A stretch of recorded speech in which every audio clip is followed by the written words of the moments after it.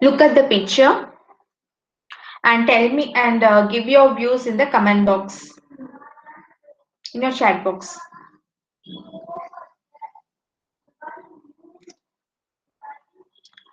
You have two lanes and a lot of cars are moving over there. So what do you understand from this? What comes to your mind on seeing this picture? You can give it in the chat box.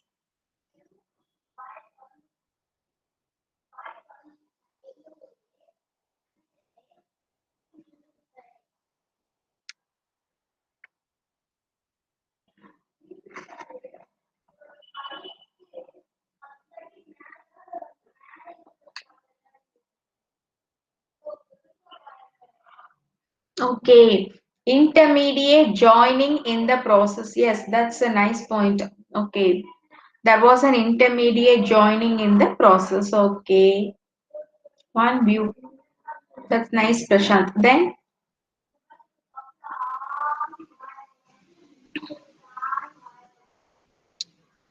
okay,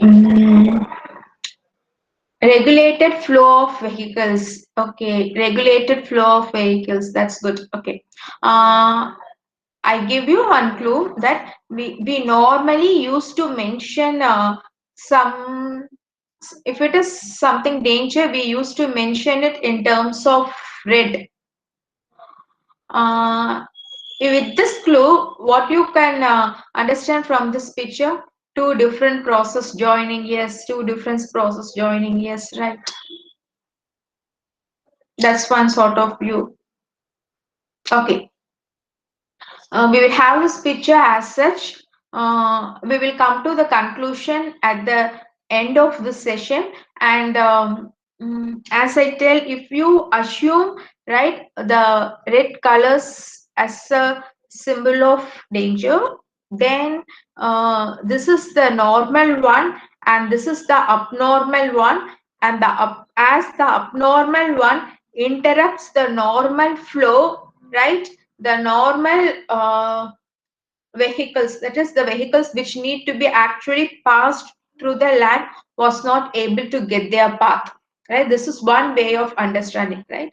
So with this understand, this is what our today's agenda of discussion, right? With this we will get into the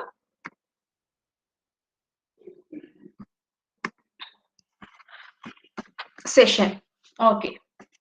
So to have an end-to-end secure IoT communication, right? If I want to have an end-to-end secure IoT communication, what we do is we split into four layers, right? We split the security in terms of four layers. That is the security that I have to provide it at hardware level. Uh, that is at the device level. Then the security that has to be provided for communication level. Then for secure cloud, as we know, the cloud is where we store our data, right? Then the last is your secure lifecycle management. It starts from manufacturing, installation, and maintenance, right? The throughout the lifecycle process, how you maintain the security of your IoT devices. In this way, we can split the security into security to be provided at four layers, and we will be discussing what are all the principles that has to be taken into consideration at each level before we get into the specific example.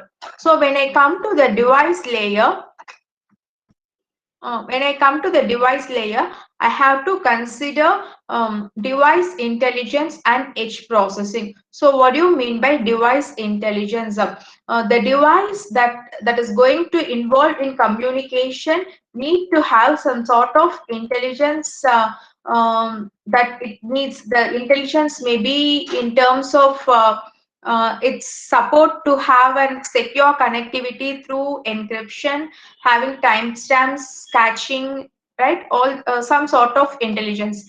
Then edge processing. We have already seen in some part of local data can be processed at the device level before it is being communicated to the outside world. So you should have that processing in a secure way. You should have principles to take care of that. Then comes your secure communication. In secure communication, communication means that somebody has to initiate the connection, right? The device initiated, we have to be so careful about the connections initiated by your devices. You have to make sure that it establishes communication with the right one. Then how the messages are being transferred. There should be a possibility for me to provide different level of services to different level of messages. Then the next is your secure cloud. When I communicate with the cloud, I need to have proper authentication to and identification method to access my cloud. It need not be in terms of a username and password, because here we are going to the device to cloud communication will not be done by the user. It will be done by the device will communicate to the cloud. So here you will use your digital certificates for communication. Then comes your secure lifecycle management. This includes patches. You we used to have patch updates, right? In terms of patches, how you're going to monitor the security of the IoT device even after it is being installed on the user side, how we are going to maintain it. That principles you comes under your remote control and update of services. We will see why all these four things are important, and if the principles were not properly followed, what could be the concern we will be having, right? Okay, first we will see secure device layer. How to secure your in okay. Meanwhile, I will check the chat box. Okay, that's nothing. Okay. Secure device layer. It is at the hardware level. Even when a device is being manufactured, right? When you manufacture a device, you have to consider that it has certain amount of security features, both in terms of hardware and software level. How these features could be given up by means of having chip security, right? So here I have used one term called trusted platform module. It is nothing but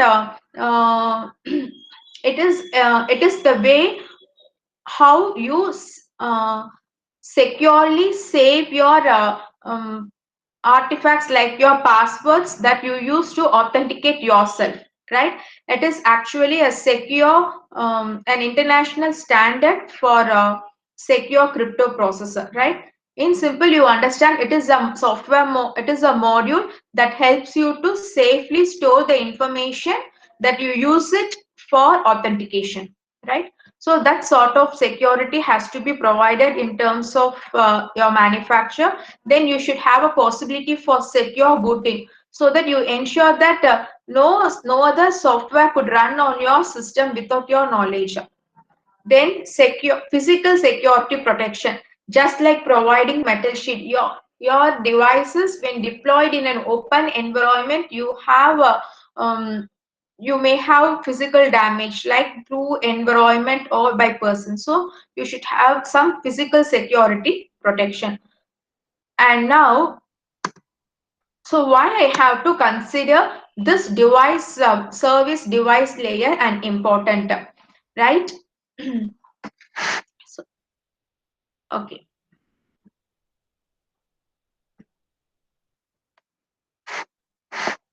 What happens if I'm going to boot on an unsecure device? This is a research work done in 2014, and they have proved that they were able to induce a malicious software in the programmable logic in the PLC, so that this could affect the entire plant floor operations in a factory. This is a research work done in practical, and they were able to boot an they were able to inject an you call malware as the software that causes damage to your system, right? They were able to induce malware in the firmware, right? This is the real-time example. Okay, then comes your secure communication layer.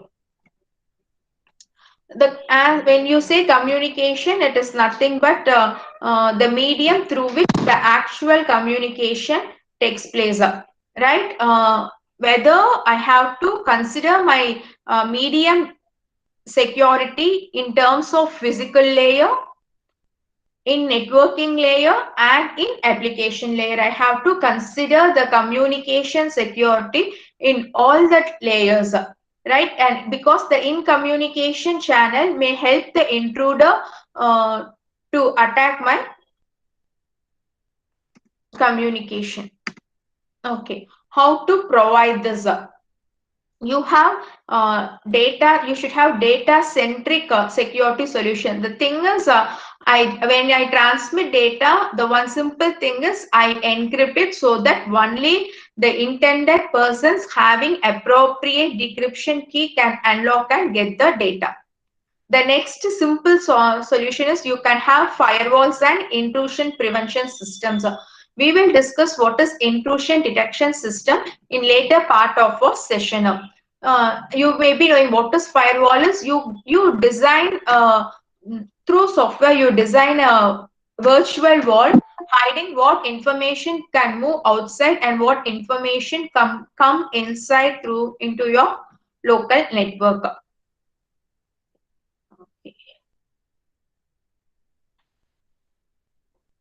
Then,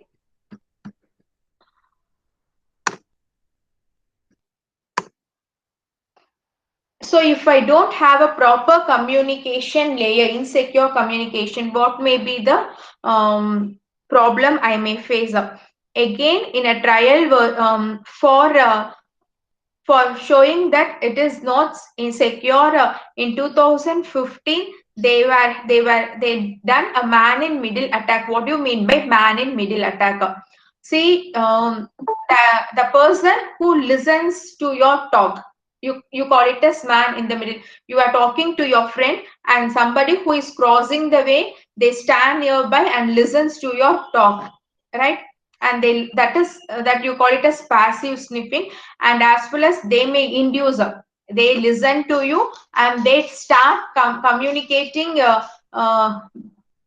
with you, right? That you call it as your man in the middle. Through the man in middle attack, what they have done is they were able to remotely control a car.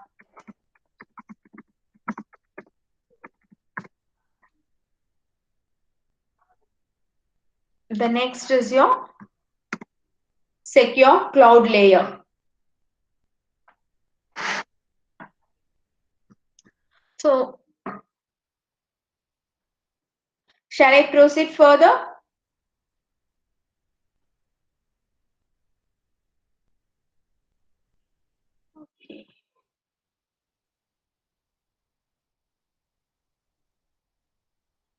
Yes, fine. Okay. Then comes your secure cloud layer.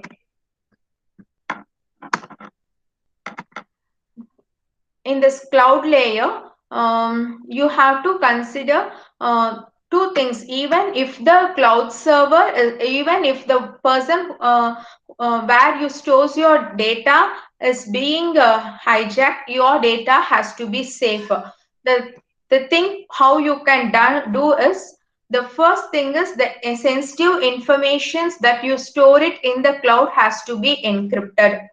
We are not speaking about the transmitting data, the data that is going to be stored. Even the storage data has to be stored in an encrypted way. Then you can make use of your digital certificates for authentication and identification. So what happens if I don't have a secure cloud layer, right? So in 2015, there was an internet provider. Okay, uh, just seeing for other example, we will go for your WhatsApp example. See, there was one app through WhatsApp hacker through which you can see what was the WhatsApp messages being transferred by the members who are present in your contact. That means if I am in your contact, through that app you can view what are all the communications, what are all the messages I am sending out and I am receiving in my WhatsApp, right? There was one app, there was one WhatsApp hacker. This was able to be done when when the data was sent as a plain text. But as you know, now your WhatsApp data are end-to-end encrypted.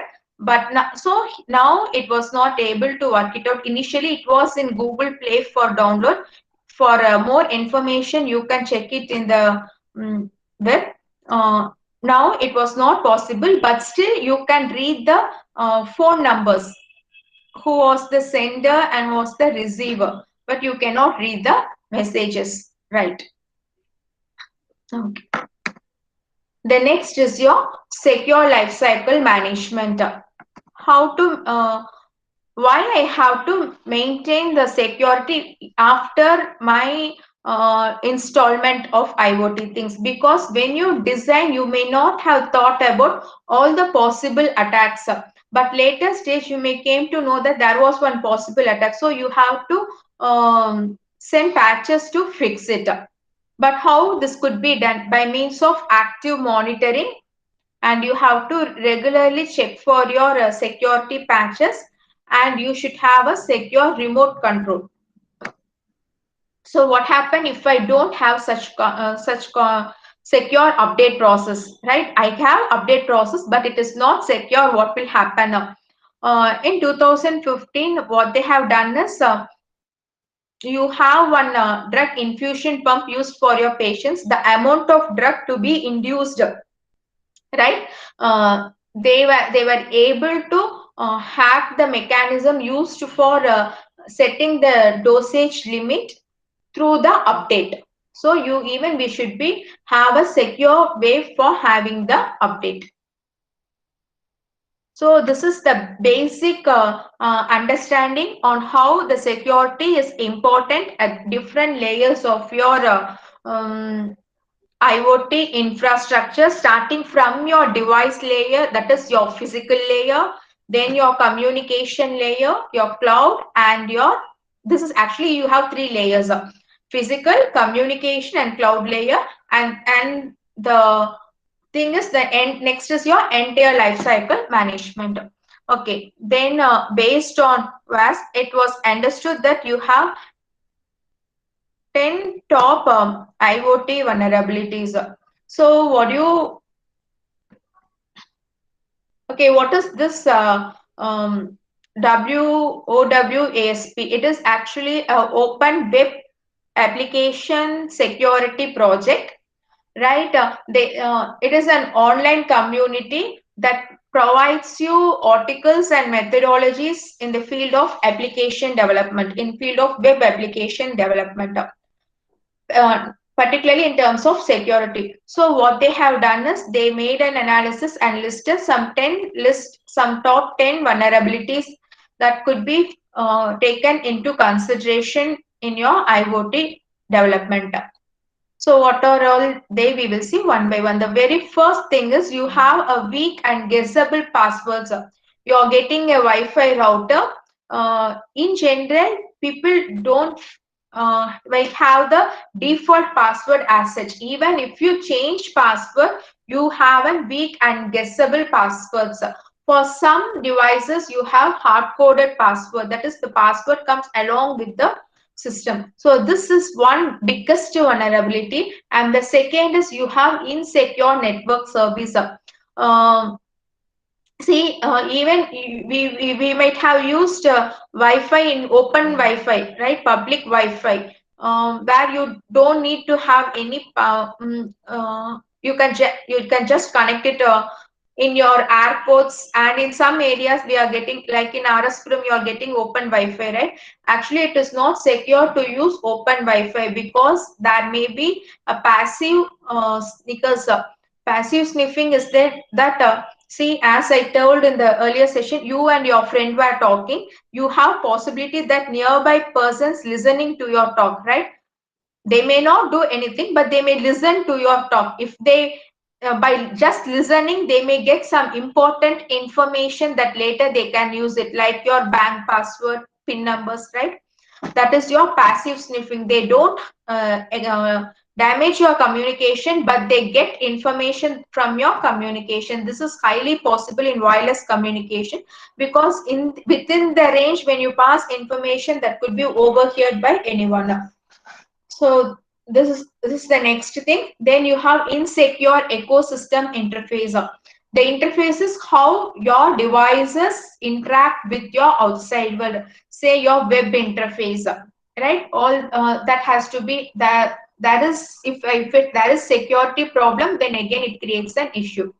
Then lack of insecure update mechanism. Lack of secure update mechanism. As I told, there should be a proper update mechanism. We will see one kind of update mechanism in the later session, that is on the air update. We will see that in later session. Then usage of outdated components. I have a component, I know it has problem, but still if I use it, it creates an issues. Then you have a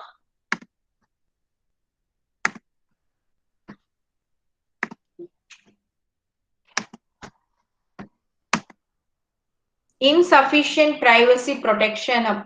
So what is insufficient privacy protection? In the first class we have seen TV watching you, right? You are not aware that you are being watched. That is insecurity privacy protection. Your privacy is not protected when the things get connected with your,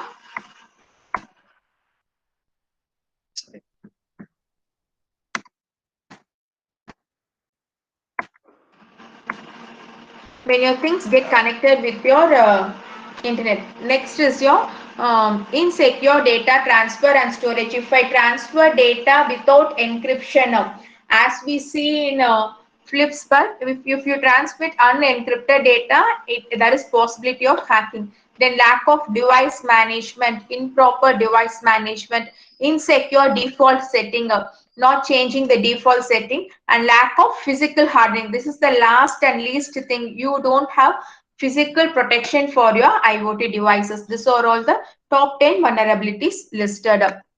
Okay. Now we will with this we will stop the theory part of why you need all those securities, right? The next we will go where we will discuss how to provide security, right? The important thing is your patch management.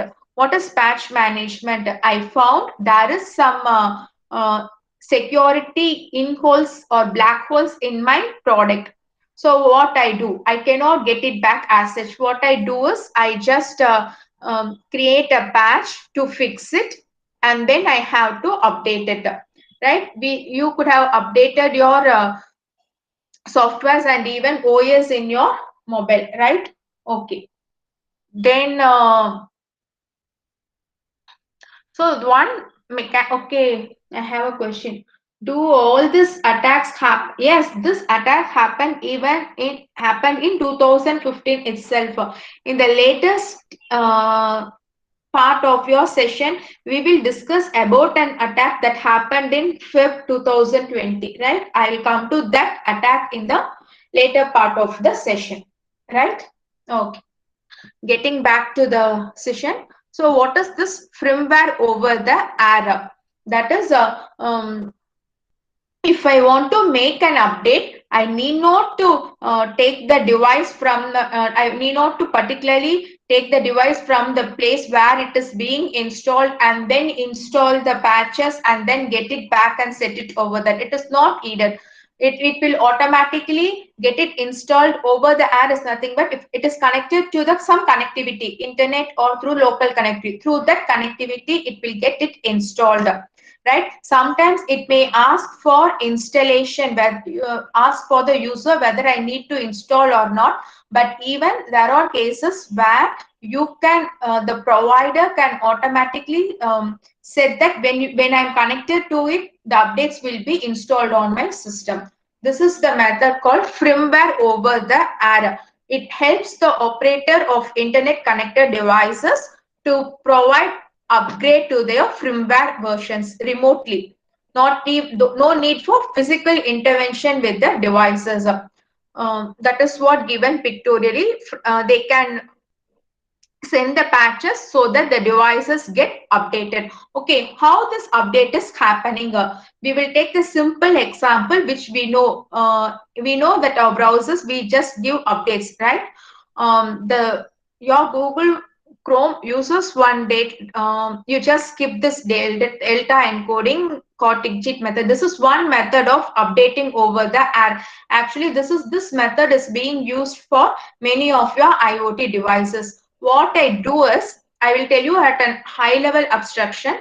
Delta, we always use delta to mention the difference, right? So what we do is in the algorithm, you have the original, this is C1 is your original and C2 is the one with the updated, with the updations, right? So I find the difference. Then I start flight the difference through the air over the air. So what I do is my server will dispatch want to deploy this difference, that is your delta. Through the internet, the devices will download the patches, right?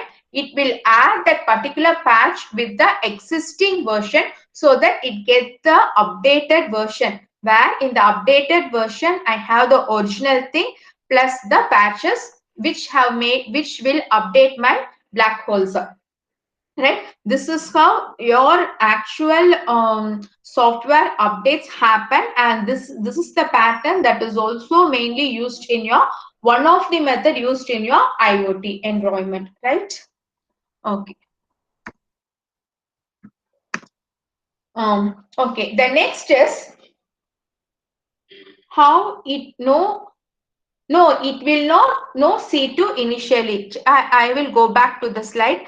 Your system will not know C2 initially. This is for C1 is this version what you have, and you get the patch from your through internet from your service provider.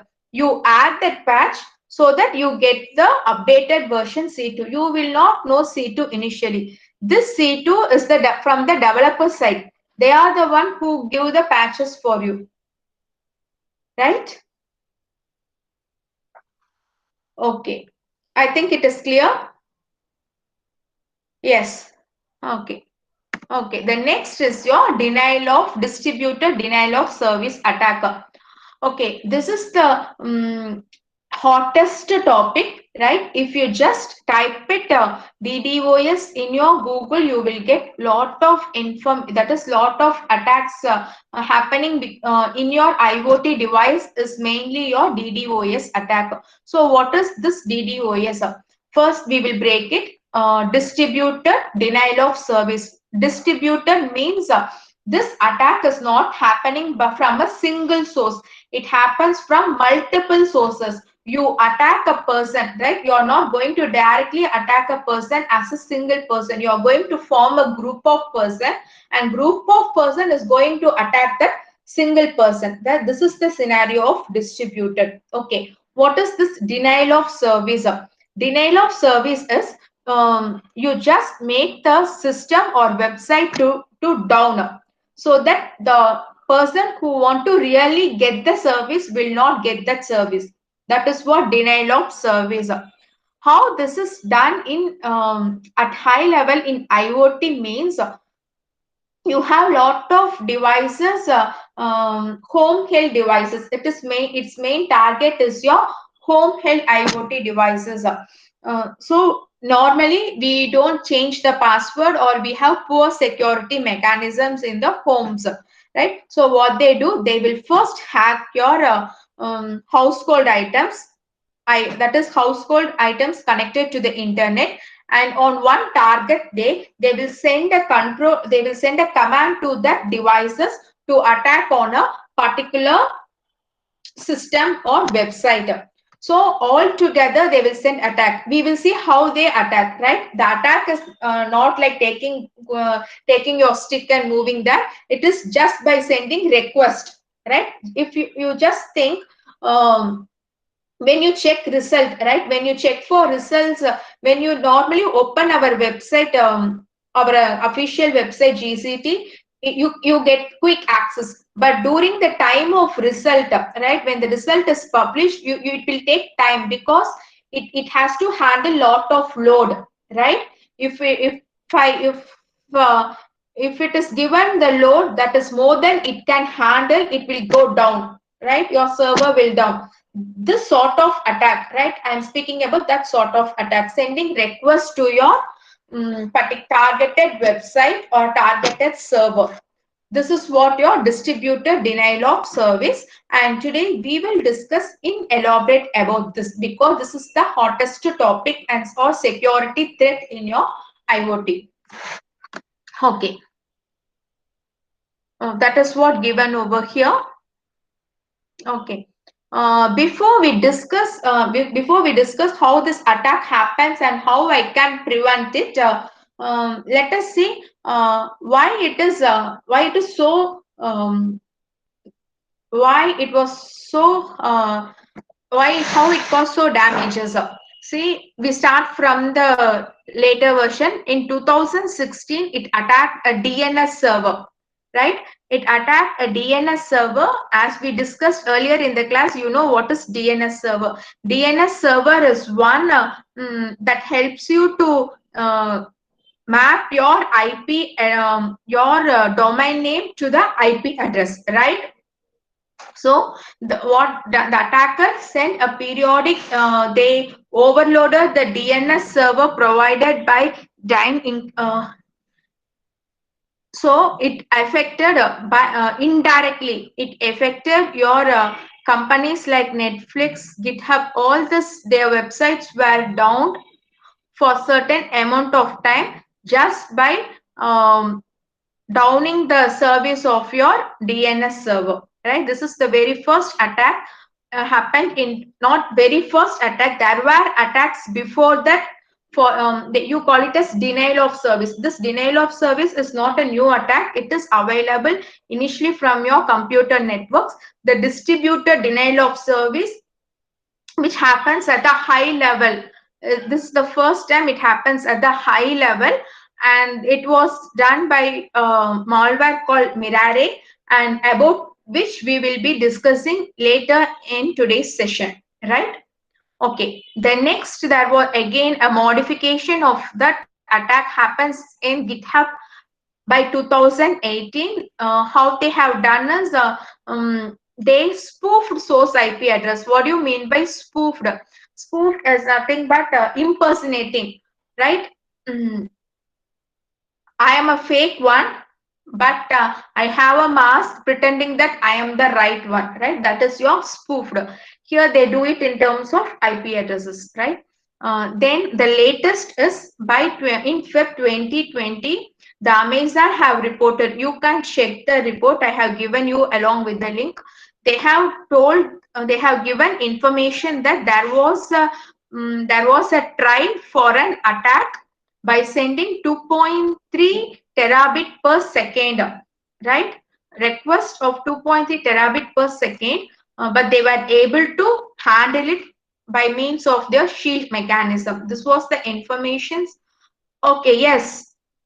There were also attacks happening recently on Twitter, and this sort of attacks happens very often, and they in limited way. That is, they were able to handle it in a 10 to 15 minutes, but when it happens at high level, it is being reported. Yes. So denial of service attack. Okay. So today we will discuss about that in elaborate. Okay. This is the general pattern, how this attack happens. Initially, the attacker will try to hack a particular system, right?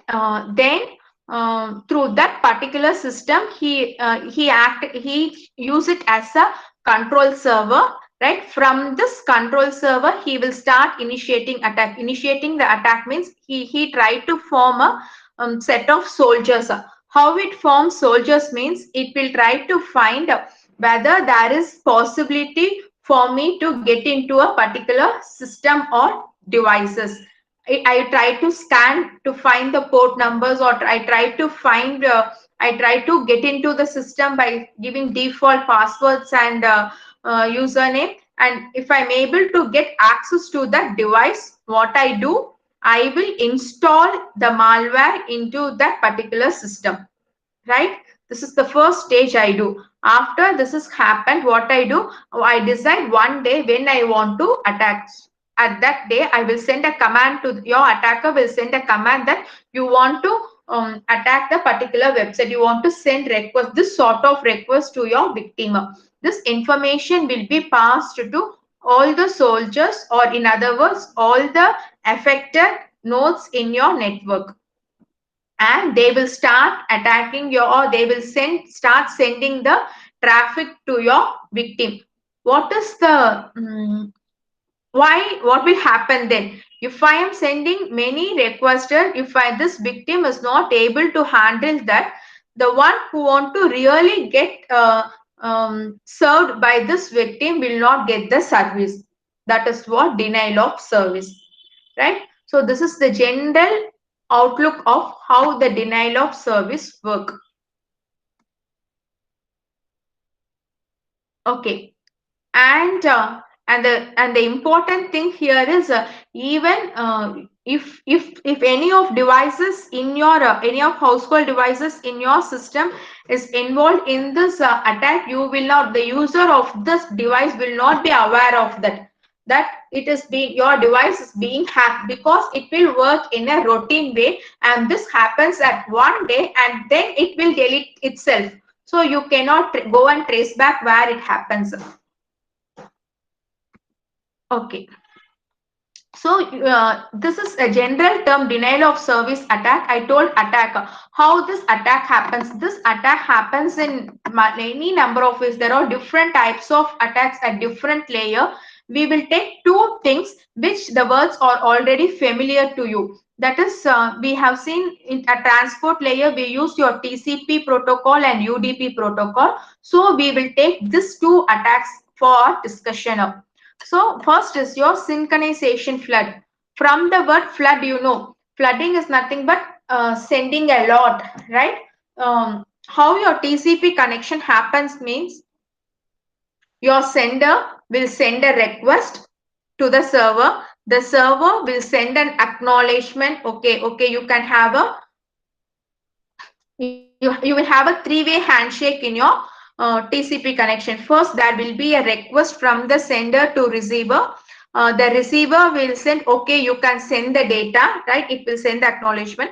Then it will wait for the server will wait for the acknowledgement from the sender that, okay, we can start, I will start send the data. This is what three-way handshake in your TCP. But what happens in your attack means, the attacker will send the request. You call the synchronization request. It will send the synchronization message.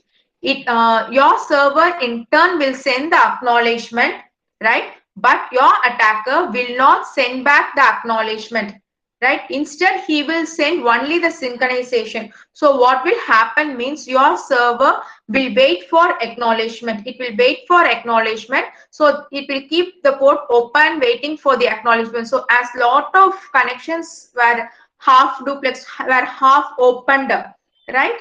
The if any person really want to establish connection, it was not possible. This is one way of attacker.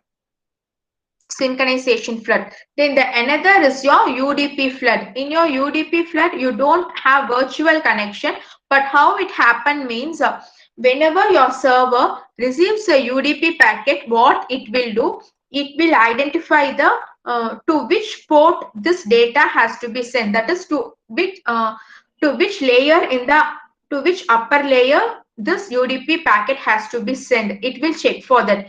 If the particular service is not running on that port, it will send the sender that this port is not being opened here in my system, right? It will send the acknowledgement. What the attacker will do means they will send the spoofed is nothing but sending as if he is the authenticated person. He will make use of the authenticated IP addresses and it will send the UDP packets. What the server will do, the server will check whether the particular application is responding. If it is not actually working here, it will tell the sender that okay, there is error in reaching it, but actually it is an intention of your attacker. So when there is a periodic work, when your server is loaded with this work, it cannot handle any other new request. So this is one of the way of providing your denial of service, right? Okay.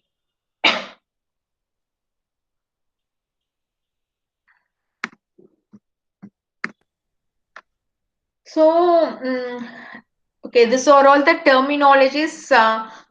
You have to know what is bot. Bot is nothing. This you could have known. See, when you have surfed any pages, then you could have heard an automatic message coming up and telling, "Do I want to help you? What kind of product you want? What kind of research article you need?" Right? This is actually a software which runs without any human intervention. That you call it as bot. Botnet is nothing but a number of interconnected devices having more than one bots running over them, right?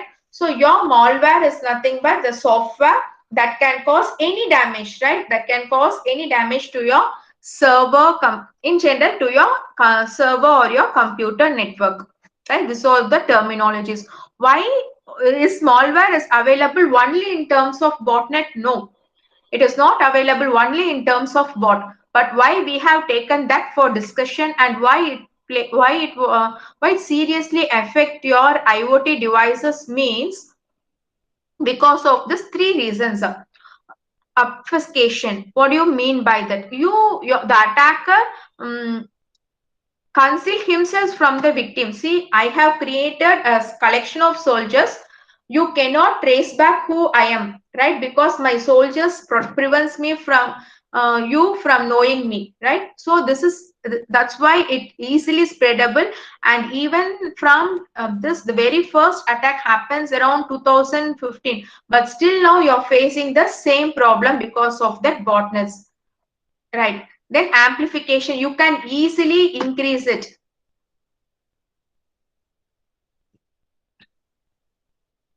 I have a question. Okay, what is the question? How the malware embedded within JPEG picture? It's not that your malware has to be embedded only in the picture, right? Your malware can be it is malware is nothing but a piece of software, right? The piece of software need not be placed only from the image.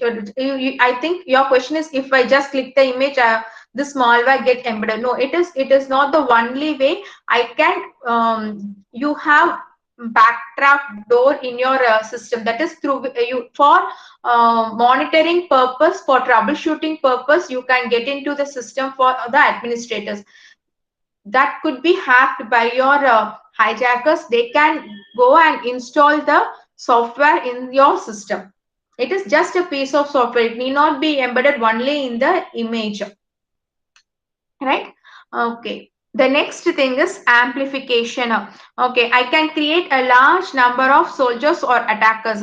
Then geographically dispersion. It is not that I'm attacking from one particular location. It is spread through internet. So I can have lot of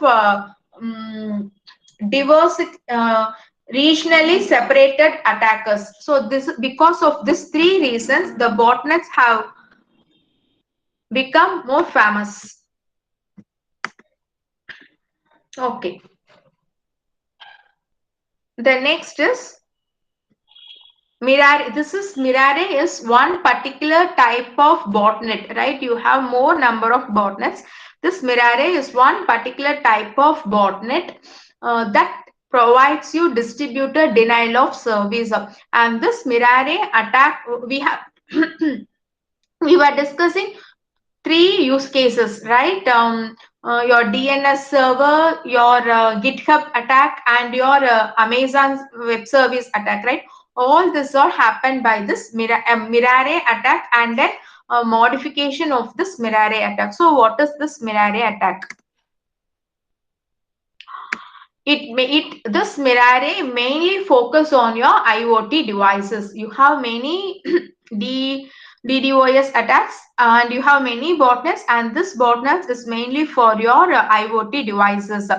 How it works?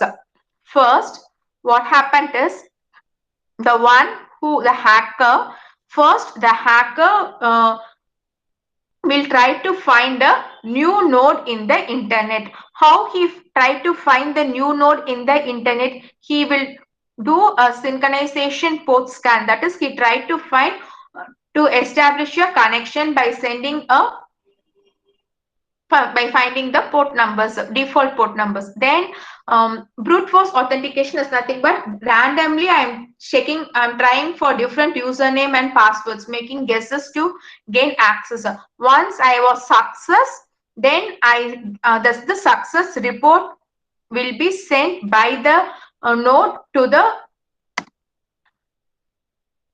malware, to the attacker. Then the attacker will install the malware in the node. What this malware has a specific feature that it will delete itself, right? It will delete itself and it will recome with another name.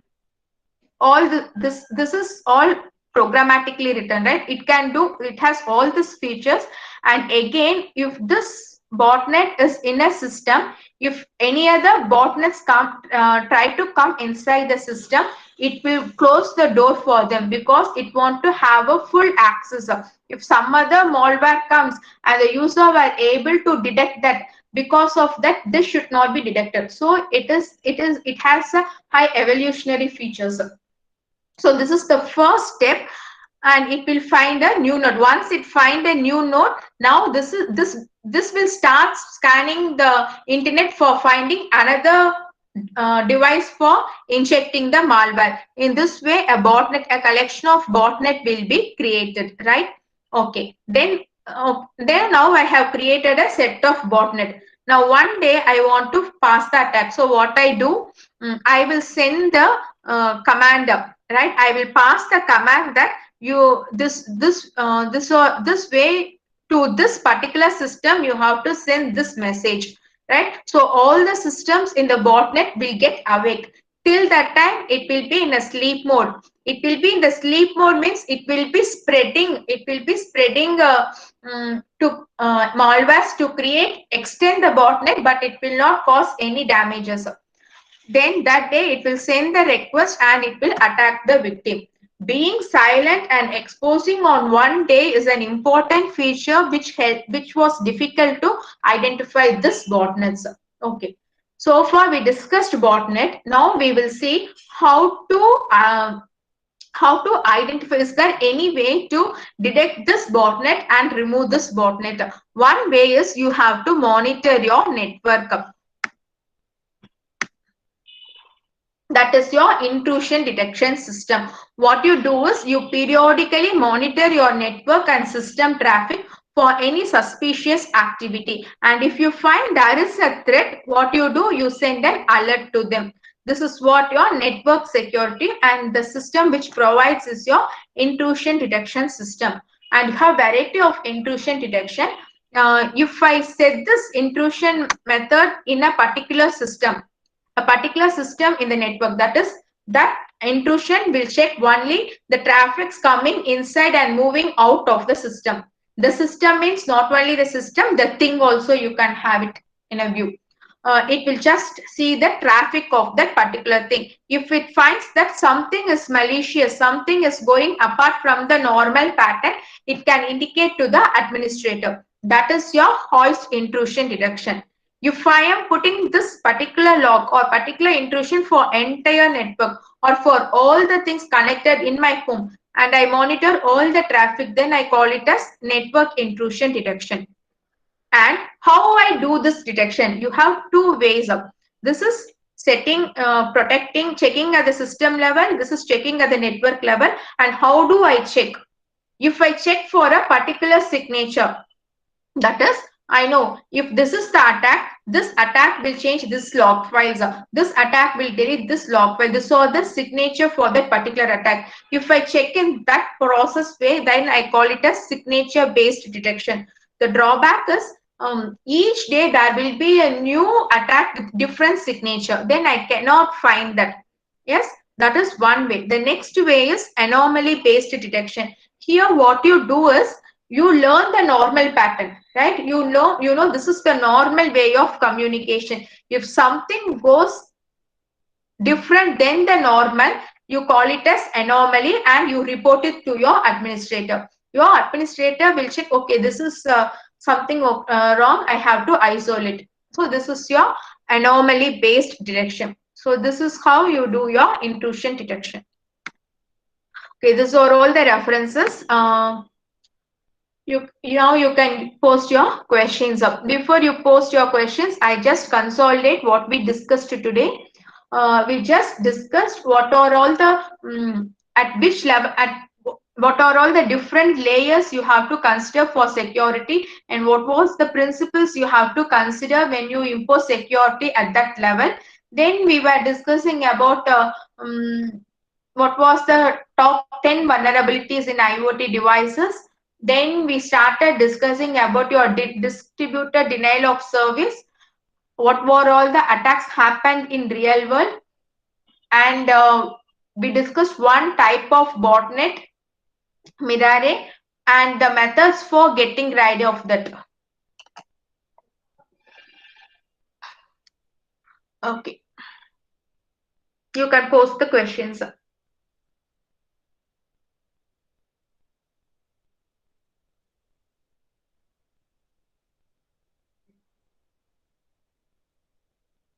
Okay, fine. If there is no more questions, we I think we can wind up the session.